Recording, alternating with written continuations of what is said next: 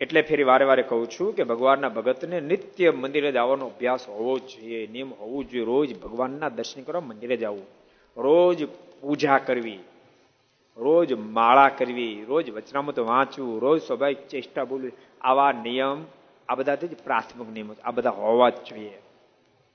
ભગવાનના ભગત આપણે કહેવાય, કોઈ દી વચનામૃત ખોલીએ નહીં, ભક્તિ ચિંતામણી ખોલીએ નહીં, હરિલામ કોઈ દી ખોલીએ નહીં, સમયની વાતો કોઈ દી ખોલીએ નહીં, કોઈ દી એકે સત્શાસ્ત્ર વાંચીએ નહીં, પૂજા પાઠ કરીએ નહીં, માળા કોઈ દી કરીએ નહીં, મંદિરે કોઈ દી જાય નહીં, સત્સંગ કોઈ દી કરીએ નહીં, તો ભગત પાછા મટીએ નહીં. એ ભગત કેવો સરસ કહેવાય, જોરદાર. પણ ભગવાનના ભક્તને આ બધા નિયમ હોવા જોઈએ. अगर ये वीडियो आपको पसंद आया हो तो लाइक करें और शेयर करना मत भूलिए.